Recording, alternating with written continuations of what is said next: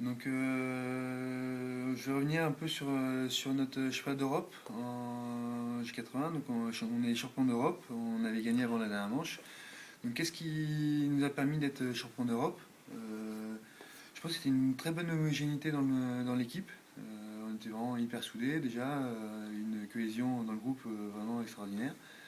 Euh, Vraiment avec chacun notre poste, hyper déterminé, avec vraiment les postes, la fiche de poste dans l'idéal, qui était respectée à la lettre sans qu'elle soit écrite. C'était vraiment à bord, on était trois à pouvoir vraiment interchanger nos postes. Que ce soit Nicolas Pochet qui était à la barre, qui a un palmarès, il n'est pas, il a gagné plusieurs fois le tour avec Région de France, avec Dunkerque. Ensuite, il y avait Thomas Le Breton, qui a été vice-champion du monde de laser aussi, qui était à la tactique, Qui a déjà fait une PO avec toi en plus. qui a fait une PO avec moi. Donc on était à ce moment-là, on était concurrents, on était à la fois très bons amis. Tous les trois, on pouvait vraiment interchanger les postes, que ce soit barre, tactique ou réglage, sans aucun souci. Après, notre numéro un, voilà, c'était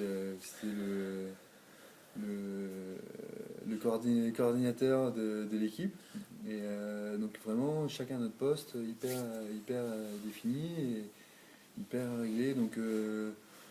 Un Thomas à la tactique qui pouvait dire quelque chose, bah, c'était jamais remis en question. S'il avait un doute, qu'il posait une question, bah, nous on restait hyper objectifs avec Nico.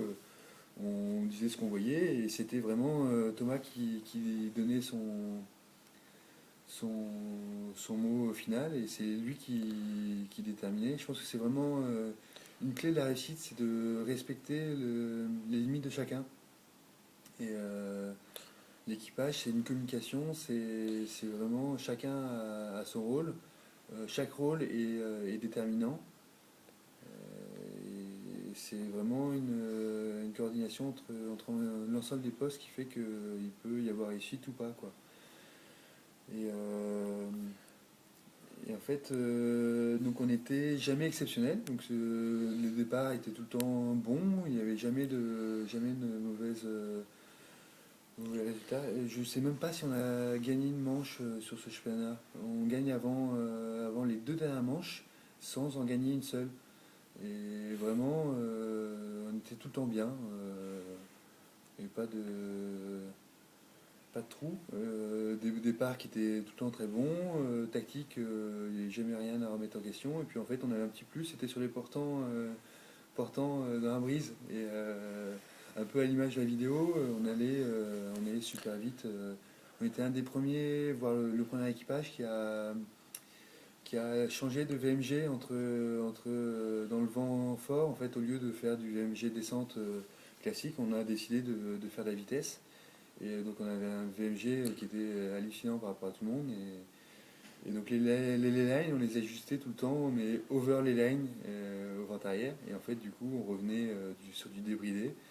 Et tout le monde hallucinait, on partait pas au top pour autant. Et en fait, on faisait des comebacks de fou. Et en fait, on s'amusait et c'était un peu notre délire aussi. On a fait vraiment des super belles manches comme ça. D'accord. Sinon, là, tu nous as parlé un peu de l'équipage, de chacun avec ses rôles et tout. Qu'est-ce que tu pourrais nous dire d'autre en fait pour la performance, que ce soit la tactique ou la technique est-ce que tu aurais des réglages à nous donner ou une façon de naviguer enfin, Les modes de réglage, j'en ai plus. Enfin, j'en ai pas vraiment. En fait, ça fait quand même un certain temps. Je renavigue un peu en J80 de temps en temps, mais c'est vraiment s'adapter. S'adapter aux conditions, s'adapter aux. Ouais, s'adapter aux conditions, c'est vraiment ça. Il n'y a pas de solution miracle. Là, en ce moment, les Espagnols vont bien, mais ouais, et je pense qu'ils ont l'habitude de s'entraîner ensemble, ils travaillent ensemble, ils progressent ensemble. Après, ouais, c'est sur ah, des soucis du détail, sur chaque situation qu'il faut vraiment travailler et vraiment perfectionner. Je pense qu'eux ont bien développé leur voile, ils connaissent leur voile, ils savent dans quelles conditions elles sont performantes. Il n'y a pas de réglage miracle, mais il faut simplement y travailler et les adapter Par au exemple, besoin. alors qui règle les voiles par exemple sur le bateau? Bah, nous, dans l'équipage, on a tout le temps fait ça hyper simple. En fait, on réglait le mât de manière hyper simple sur le tuning guide, et puis on prenait ça, et en fait, au final, on n'a jamais vraiment réglé plus précisément que ça, quoi. Et puis après, on n'était pas les plus rapides. Et sur l'eau, je pense que dans chaque condition, il y en a qui arrivent à aller un peu plus vite.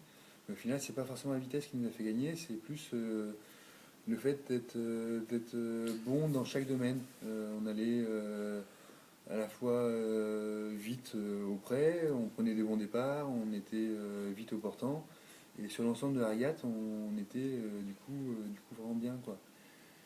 Et je pense qu'il ne faut pas forcément se focaliser sur être le plus rapide à un moment donné de la régate si à côté de ça on a un gros trou.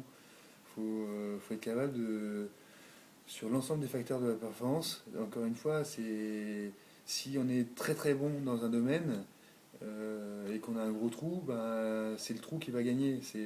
En gros, on va se retrouver derrière. Celui qui va être pas forcément excellent, mais qui va être bon partout, à aucun moment il va perdre. Ce qu'il faut retenir, c'est qu'on ne peut jamais gagner du temps sur les autres, mais par contre, on peut en perdre. Donc l'idée, c'est de ne pas en perdre, ou en perdre le moins possible. Je pense que la régate, c'est vraiment cette capacité à perdre le moins possible, et du coup à faire un bon résultat. Ok. Bah, merci Félix. Je te remercie pour cette interview et à bientôt. À bientôt.